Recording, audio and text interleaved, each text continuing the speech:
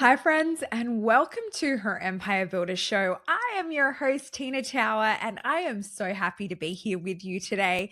At the moment, I am in Palm Springs. Not like right at the moment. I'm actually recording this intro from my office, but at the moment that it goes live, I will be in Palm Springs, which I'm so excited about because it is launch week for her Empire Builder. So I have had a couple of our members on the podcast, and today I have the incredible, fabulous Dr. Andrea Robertson. Now, Andrea is one of my, shouldn't say that, like one of my favorite poster child members. This is because Andrea runs really incredible programs. She's got both low ticket evergreen funnel programs and higher priced low volume, high touch point programs. And so she has been incredible, like well before she even met me. So before she came into her Empire Builder, she had already had an established online business. She had worked really hard to be able to build that. And then she joined her Empire Builder a couple of years ago to kind of take it to that next level and get that engine behind the business really humming. And she's done so incredibly well and continues to pivot and change and adapt to these changing times that we're in the online world, and just continues to do well. And that is mainly because Andrea is awesome, really, really smart, knows her stuff really well, is really kind, cares greatly about the people that she's educating, and is just an all-round fabulous human. She spoke last year at our Her Empire Builder conference and shared so much. And in this episode, we're talking about her area of expertise, which is in women's health and menopause and avoiding burnout, but also with the online business that she's built and how she's built it and how she's built her different funnels and how she stays constant and relevant in the changing times when she's ran online business for many, many years. And so if you are established, you'll find this really, really helpful. Even if you're in startup mode, you'll find it helpful because it's like what's to come. So a little bit about Andrea, if you have not been exposed to her work, which I highly, highly recommend you click the links in the show notes below so you can check her out. Dr. Andrea Robertson is an osteopath, naturopath, nutritionist, keynote speaker, and health educator, often called the Inflammation Queen, right? What an intro. You know, like she's also a dancer. Anyway, I'm going to get to that. But with over 25 years in health and human performance and a background spanning in both clinical practice and professional dance, including performing at the Moulin Rouge in Paris, Andrea brings a unique lens to women's health. She's helped thousands of women worldwide improve their energy, their hormones, and confidence through her online programs, clinics, and keynote work, and especially known for supporting women through perimenopause and menopause with practical science-backed strategies that work in real life, which for me personally, last year, I got frozen shoulder for the first time. My brain started going weird. My sleep started going a bit funky. My periods started going a bit funky.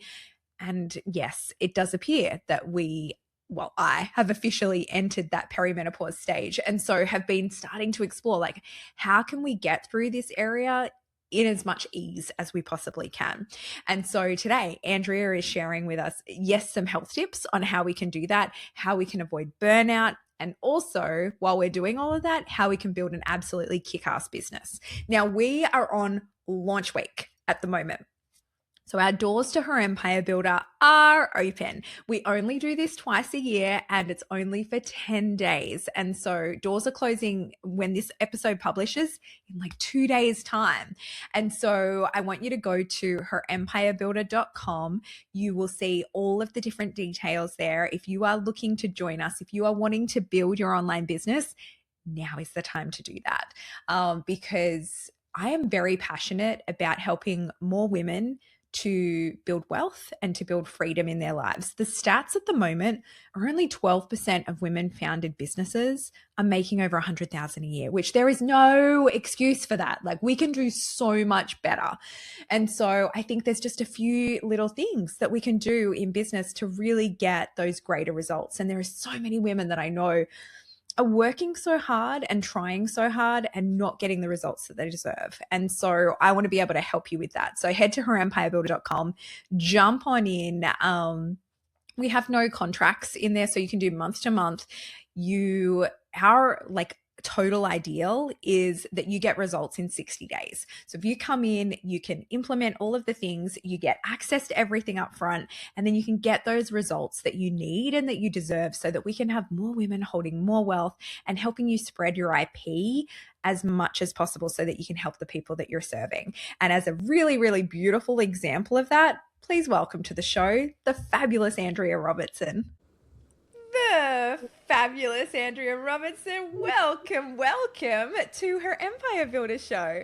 Thank you, Tina. How exciting to be here. I'm excited to have you here. I have wanted to have you on the show for a while because you are like the poster child of a prime example of this is what happens when someone really, really smart gets their IP and puts it on the internet and cares about their clients and does really well and all of the things. So I am very excited to share your journey through courses with everyone, but then also the actual subject matter that you teach on, because I reckon 3/4 of women listening to this podcast will be like, oh my gosh, yes, that is me. So can you tell me a little bit about the work that you do and the women that you work with and what led you into this space online, because you work in clinic and online?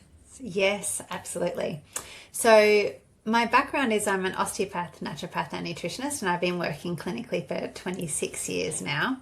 I started as an osteopath and then added naturopathy and nutrition in about 10 years ago. Osteopathy I got into because I was a dancer and I always had little niggly injuries. And so my parents had said to me early on when I was still at school, yes, you can have a dance career, but you've got to have a backup plan. And so osteopathy was my backup plan. But I was very fortunate that I did that straight out of high school and was able to combine a professional dance career for about 14 years with osteopathy, treating all my fellow dancers for many years, and then set up a big practice in Adelaide, which I have Such a 15 cool years. story. Like even that part itself is so cool to go, you know what? Let's have this and that. Let's do both Oh, of it them. was so good. It was so good. In Paris, I was dancing there, and I used to work in shows in the evening and then treat the dancers in the dressing room on my little portable table that I took over with me from Melbourne. And so that was my daytime job, treating the dancers. It was great. And everywhere I went, I was actually able to combine the both of them because there was always, my colleagues in the dance shows that needed treatment, especially when we did the French can twice a night, every night. Lots of people needed treatment for that one. Yes. Yes. So there was that piece, and then I added naturopathy and nutrition in after suffering my own kind of burnout journey in my late 20s and early 30s from dancing too much, seeing too many patients, and just working too hard. So I was sort of doing osteopathy all day and shows at night and just crashed and burnt, and naturopathy really helped me. And so it was something that I wanted to then be able to, rather than treat patients as an osteopath and say, what are you doing on the weekend or what's happening tonight? Like I could actually talk about something that was more valuable with nutrition and naturopathy to them. And then I got into the online space in 2017. I know you know this story, Tina. We've talked about it before, but I had a really tough time in my clinic, and I had it was very big. I had a team of up to 30 staff at any given time. So I had 2 fitness studios and a clinic, and I had a time where a lot of moving pieces came together that I had 9 staff resignations over 12 days. And it nearly That's broke. an alarm bell, isn't it? You're like, hang on, it might be me. Well, I have reflected on that many times over the years, and I actually, in being really kind to myself, it wasn't me, but it was a series of events that led to that, including Yes. being in a franchise that I left, and then rumors and all sorts of stuff, and a staff member that I'd promoted and then had to demote because she didn't want to do the training to be a practice manager, and then she started speaking poorly about me. So there was a lot of things, but also me trying to be a practitioner, whereas really my business was so big that it needed me to not be a practitioner. Like I really should have only been running the business when it was outside, but I don't know, I'm a goal-driven kind of human, and I see something and I want to grow it, but I didn't actually want to not be a practitioner because I love that side of what I do. So I really had grown the business too big for what I wanted do and be. And I It is just, the hard part about growing a business. Like I was the same when I had my tutoring centers. I yeah, remember the year that I stopped teaching kids to learn to read and just ran the business, I hated it. And I ended up the next year, whenever a casual would call in sick, I'd go down and I'd go into the center and I'd take the lesson because I needed that connection. yeah, Yeah. And I yeah, loved what I did. yeah, I'm the Yeah. same. But I remember, like, I had staff that needed my support and help, and often they'd be like, "Oh, Andrea, can I talk to you?" And I'd be, 10 minutes late for my next patient, and I'd say, "Oh, not right now. I'm running late for my patient. Can I email you after work?" And like, so they didn't feel supported and looked after, but I also had patients to look after, and just the way I feel, actually, this is another tangent, but I feel that the profession of osteopathy isn't structured well in that the payment schedule doesn't work really, I don't believe, for Mm. providers or for practitioners. And so I never quite had enough money, and I was always working hard to pay them. They probably never had enough money Yeah. either. Like it just there's a Not mission. enough in the pie. Yeah. Yeah. And so I can see how it all kind of came about, but it was a terrible, terrible, terrible time. Yeah. And the only way I knew how to dig myself out of that was to work really hard, because I had all these patients who needed treatment and, 9 less practitioners to treat them. So I buckled in for, I think, about 4 months. I worked 16 patients a day, 7 days a week, just to pull myself out of the hole. And then I sold my So beautiful, that you did 16 patients a day, 7 days a week.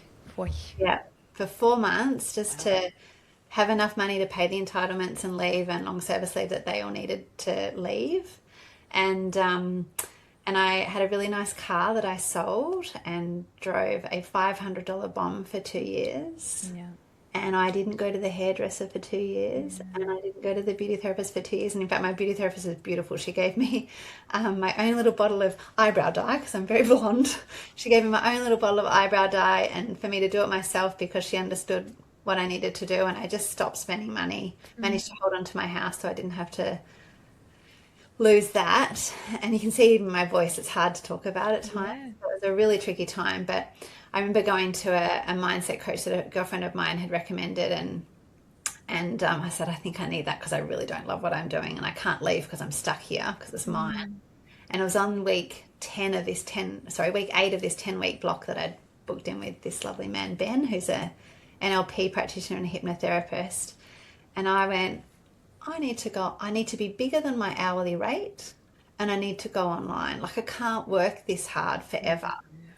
And so that was the little kind of light bulb moment. And I came across, not long after that, my very first online coach, who, you and her, I love. There's been some other ones that are not so good along the way.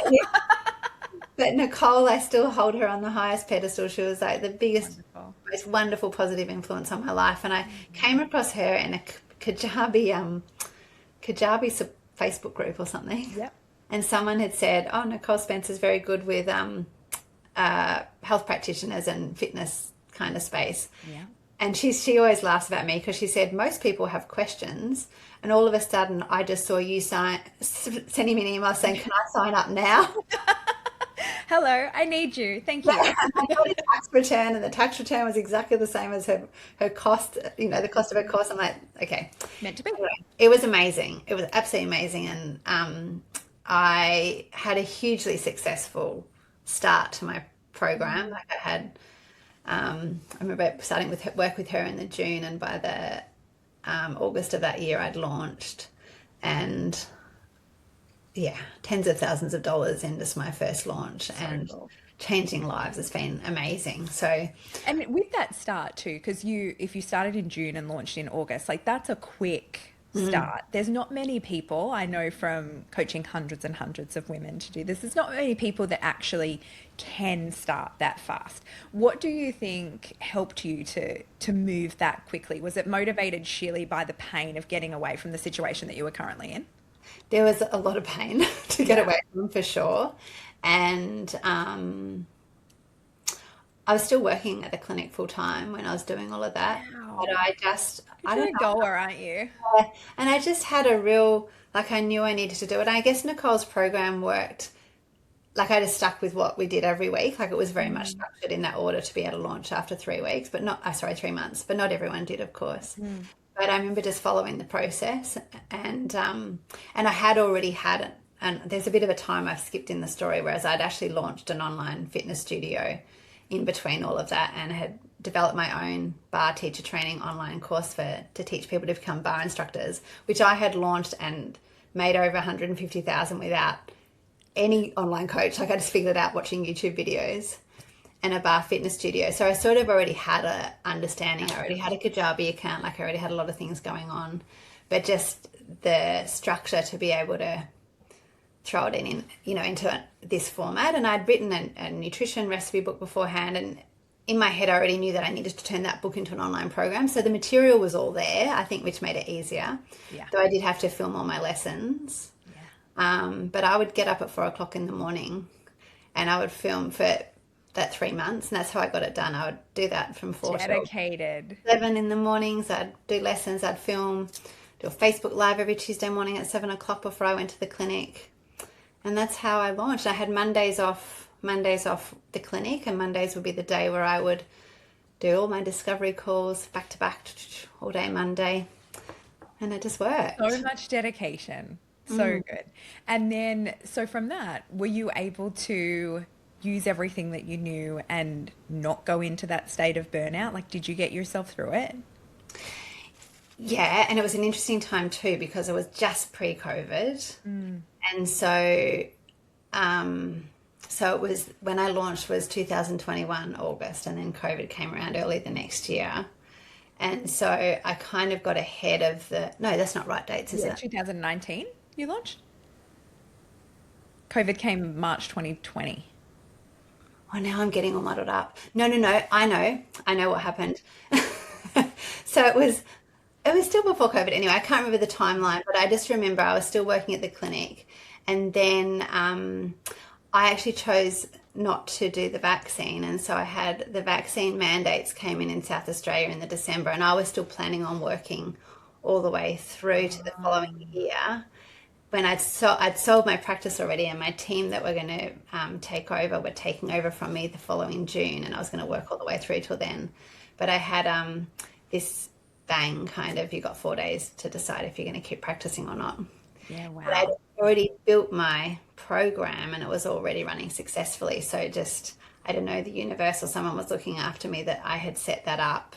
You're like, I'm out. I mean, it was such a good time to run and launch online programs too. Yes. Such a good time. I think there was an anomaly in that time, that I think people that started in 2020, 2021, and then once it got to that, even 2022 was still good. And then we kind of normalized back to what it was pre-COVID in 2023. And people were like, what's happened? It's like, no, it's just going out of like the abnormal bubble. But yeah, it was a great time with that. But you specialize in women's health and menopause mainly. Did you start out doing that? And why do you think this life stage is so misunderstood or under-supported still?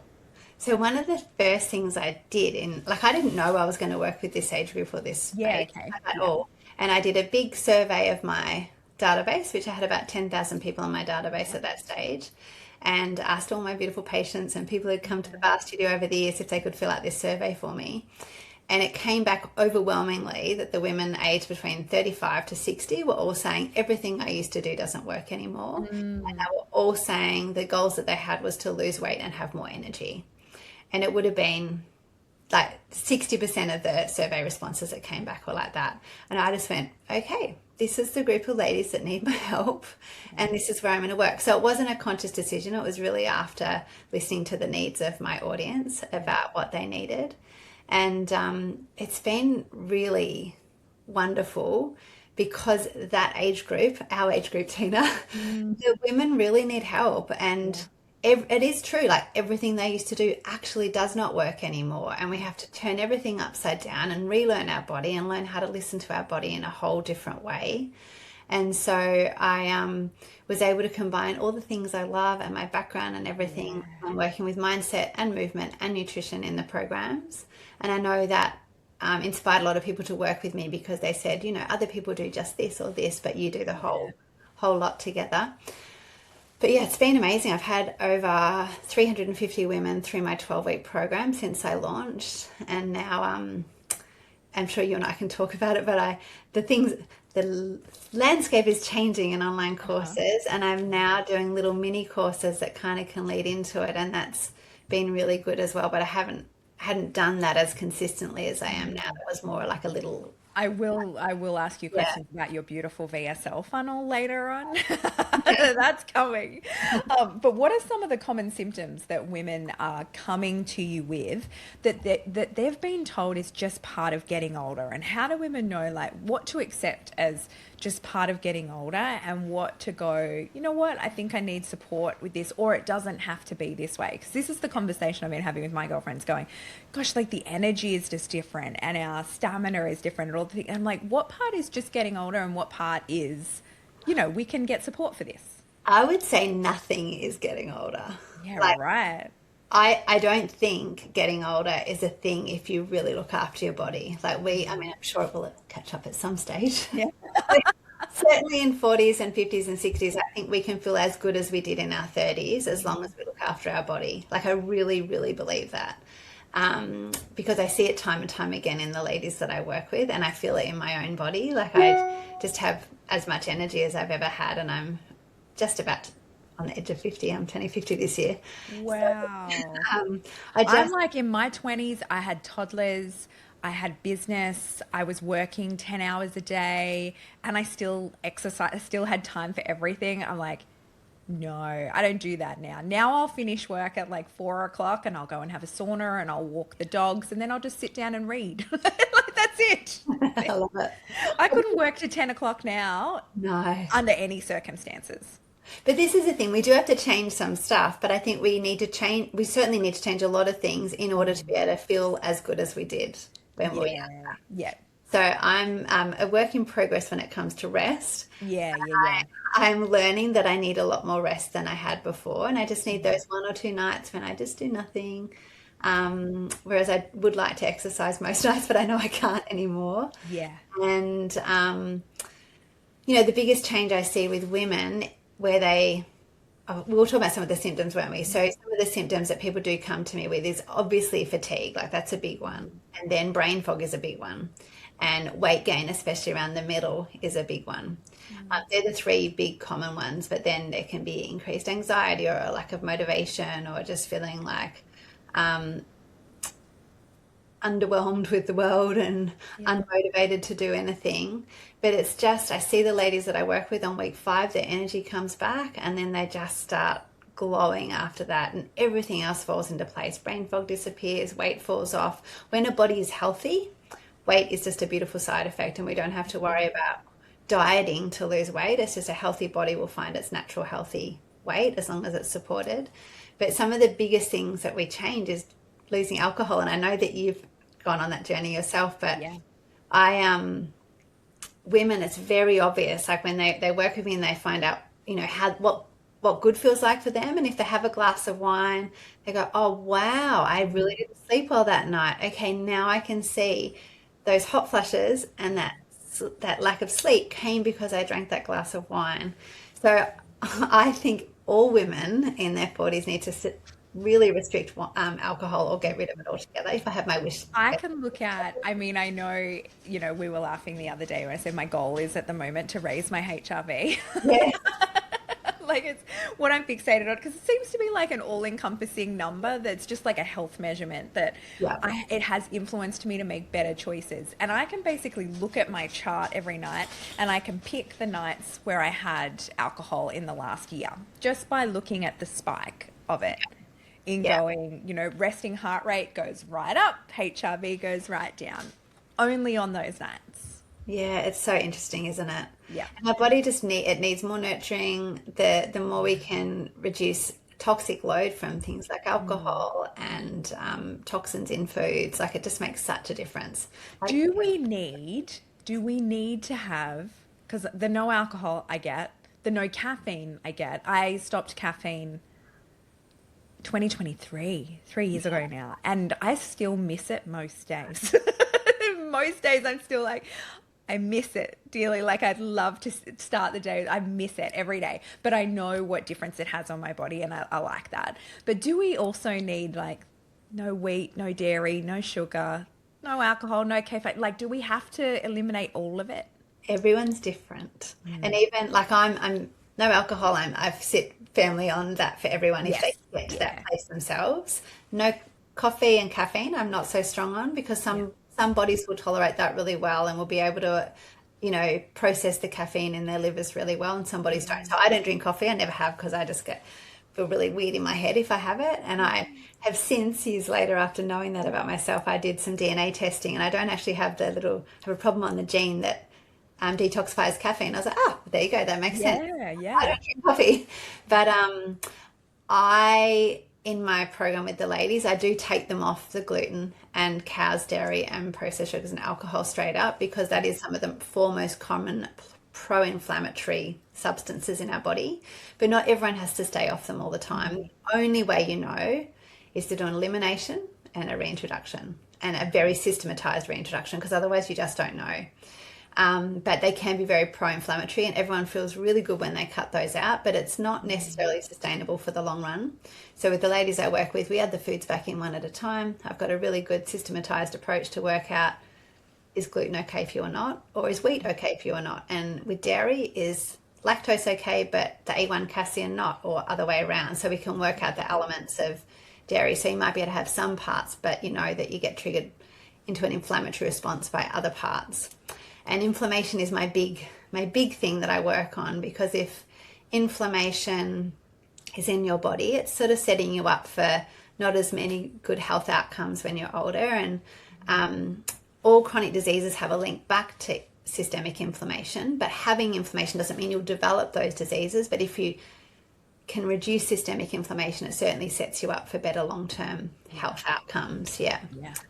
How does stress, which I think every woman holds, especially from busy lives and running businesses, affect hormonal health during perimenopause and menopause? Well, in some people, a lot, not Yeah. in everyone. So I love talking about stress hormones and reproductive hormones in a little triangle that I talk about. And so we think about the three lots of hormones that us women have. In one corner is our reproductive hormones, in like estrogen, testosterone, and progesterone. In another corner is our stress hormones like adrenaline and cortisol. And in the other corner is our thyroid hormones.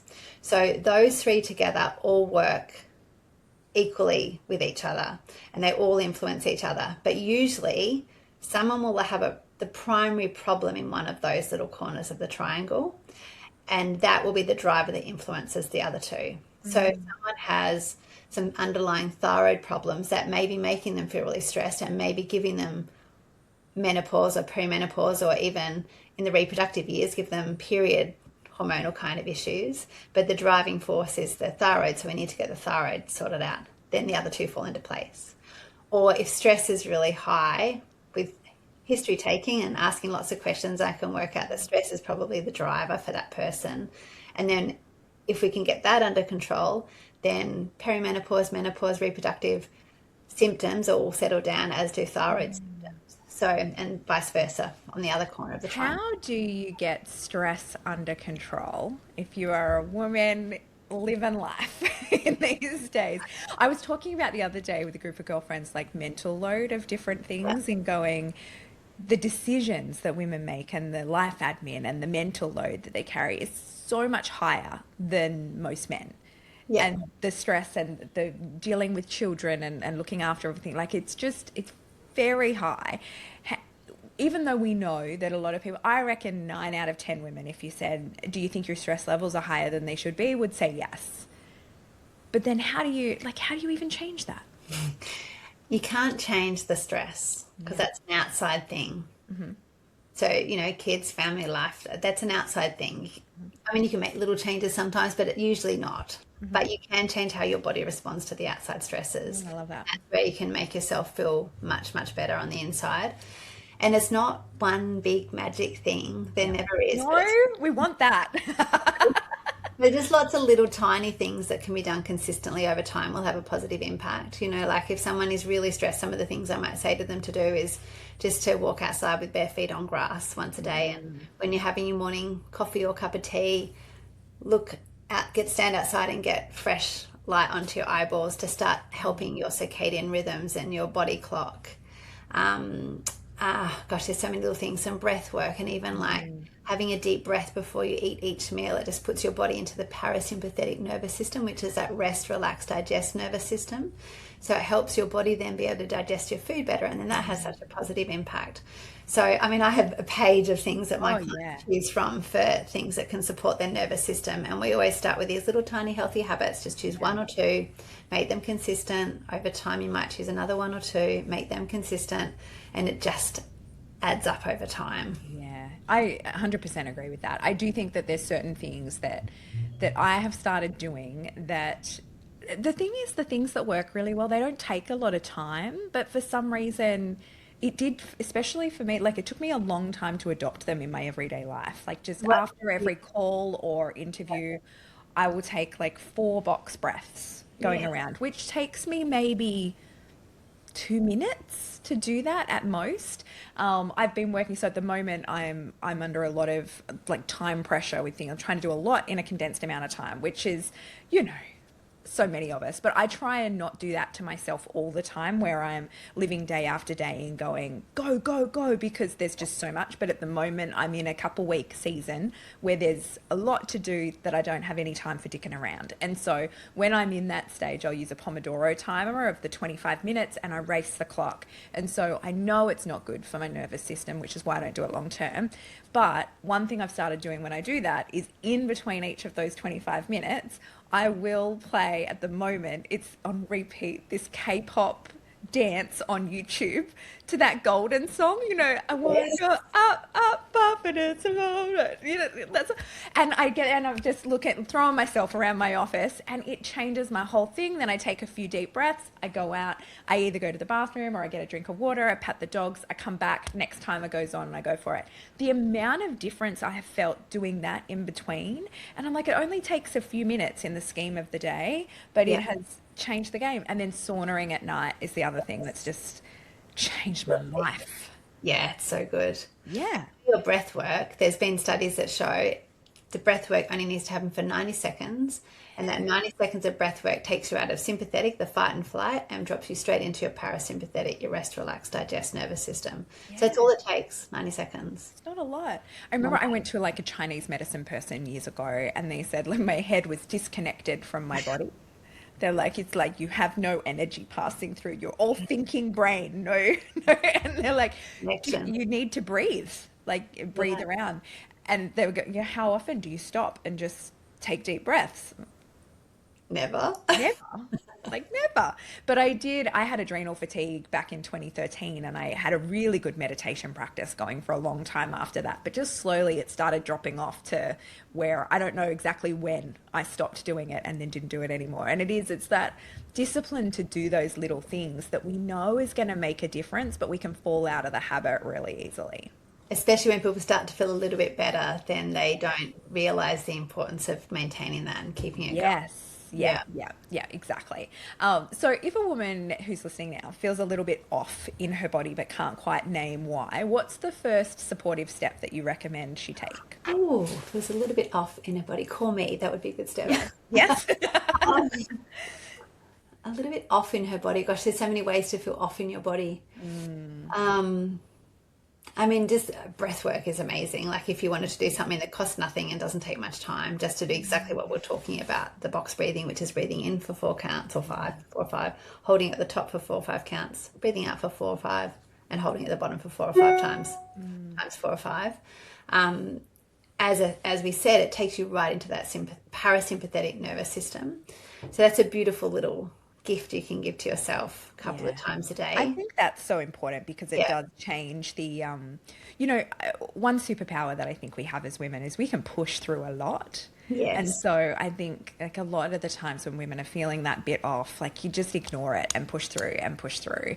And taking a breath does actually make you dial up the sound of your intuition and listen to your body a bit more and really feel into your body, which then will allow you to make better choices for That's yourself. right. Because that's the thing. It's really does come 100% down to listening to your body. And a lot of people don't know how to listen to the whispers. And it's not until the body yells at you And that it you will.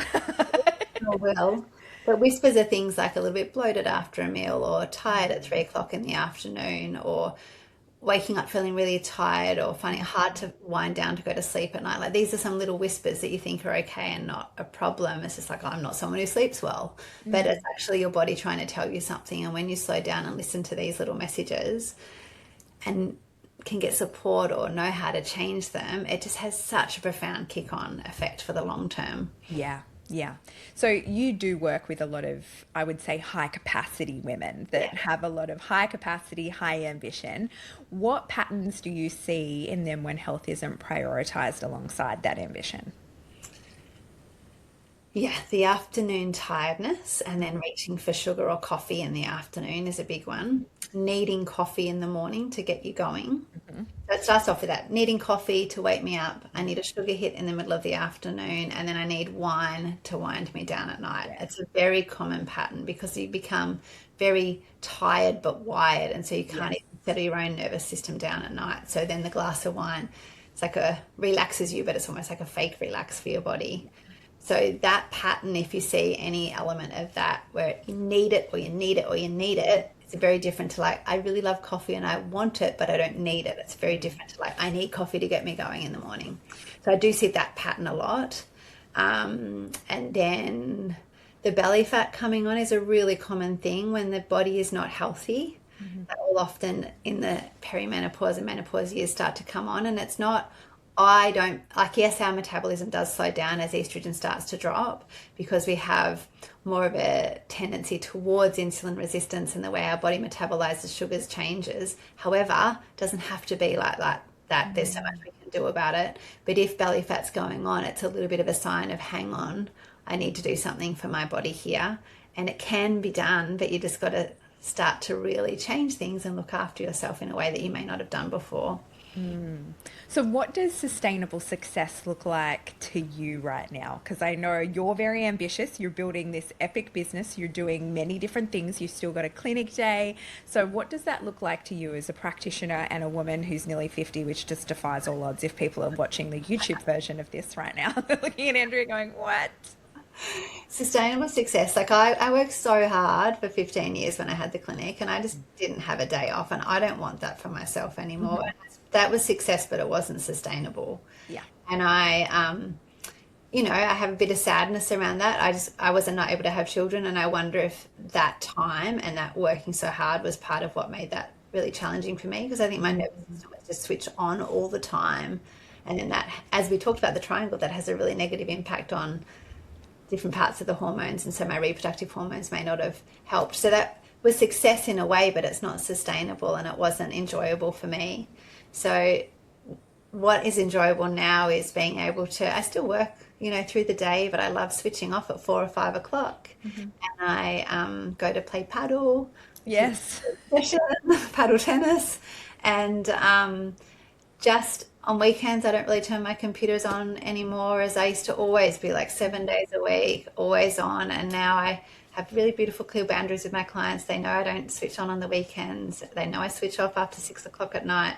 So I love working and I will never stop, but it's nice to have that boundaries and that balance that I can do the fun stuff outside of that.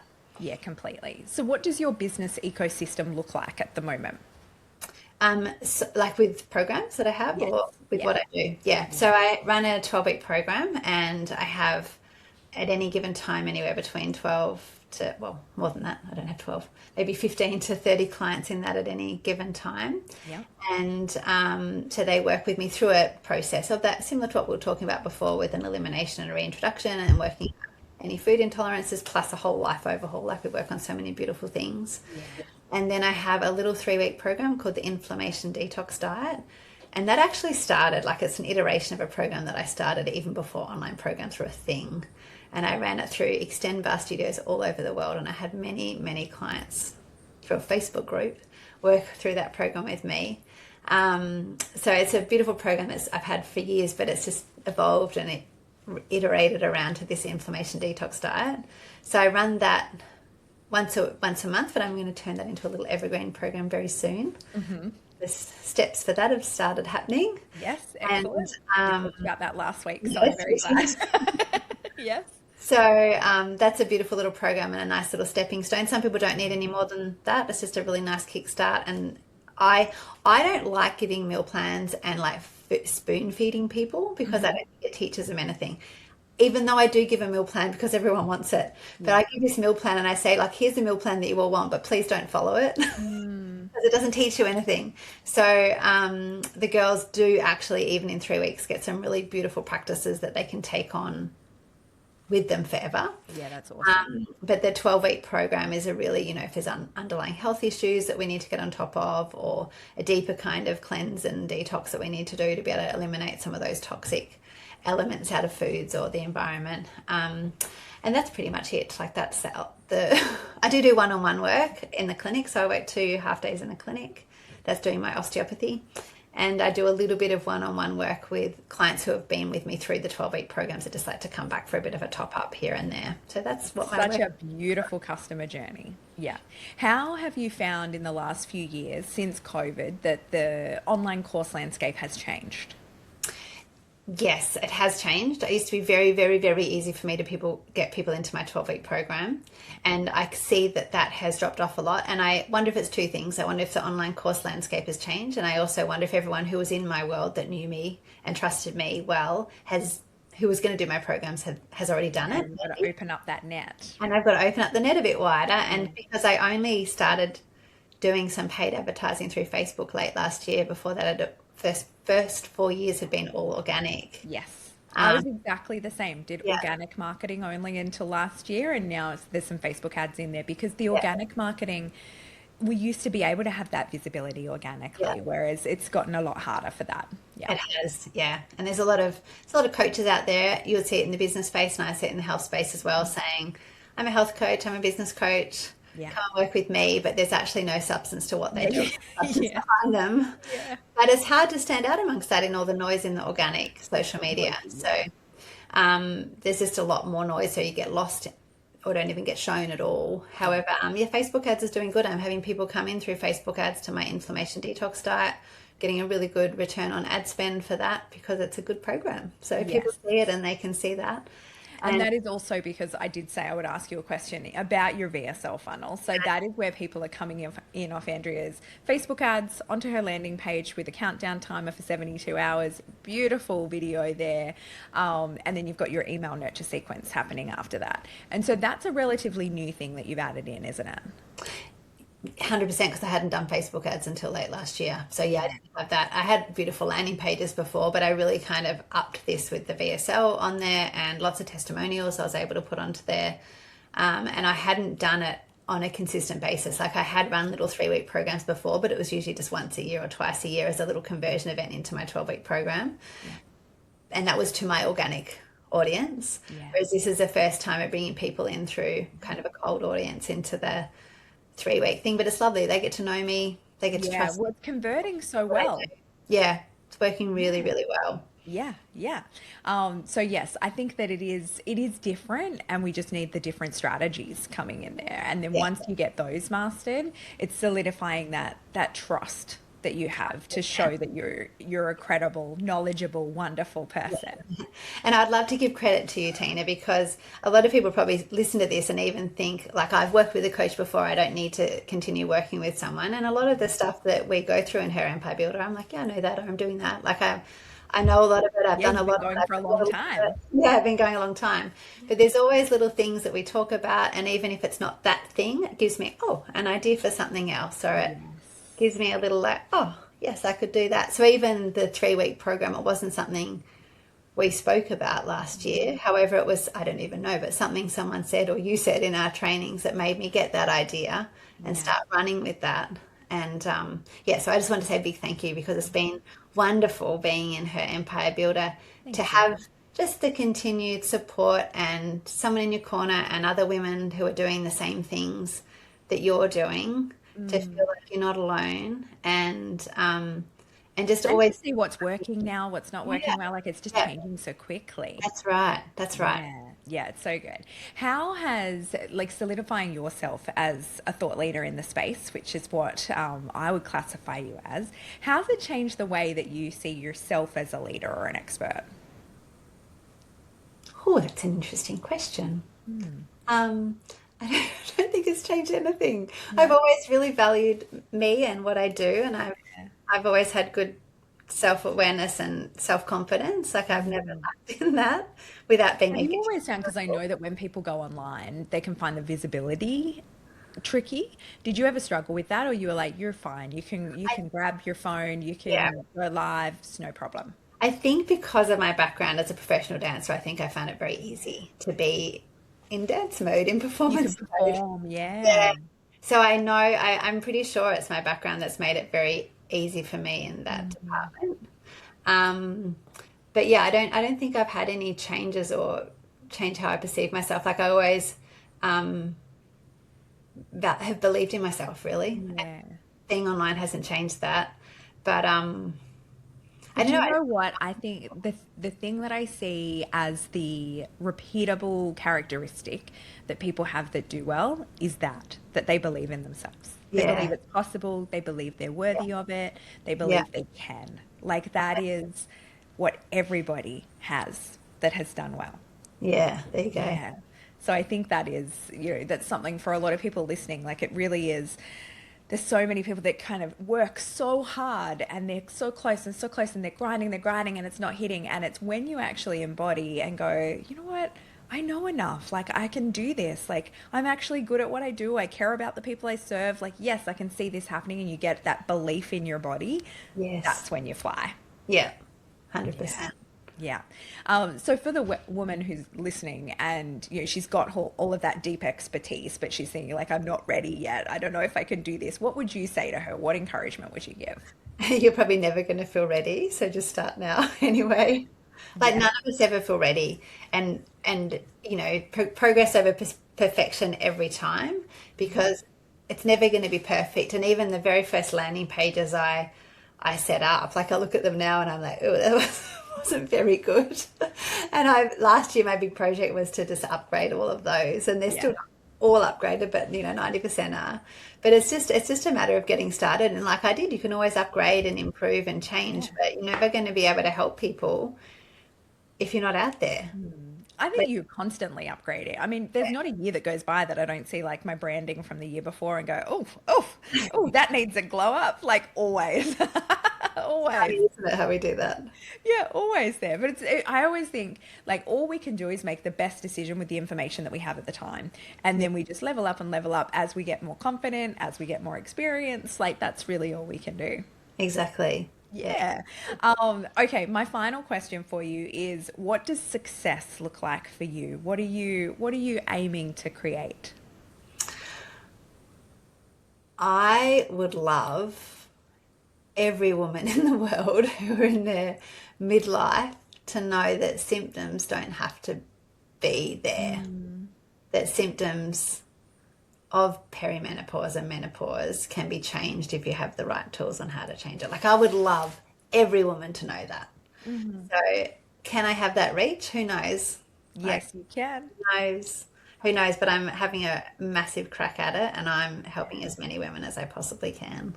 I love that. Thank you so much, Andrea. We love having you in Her Empire Builder. I know you inspire so many of the women. You talked on our stage at the retreat last year, and it was so incredibly informative and inspirational, both from a point of view of our health, but also the business that you create. You've got, such an embodiment of that soft, open heart, but that beautiful boundaries and kick-ass businesswomanness. Is that a word? Businesswomanness. I just Yeah. made it that word. Thanks, Andrea. Thank you, Tina.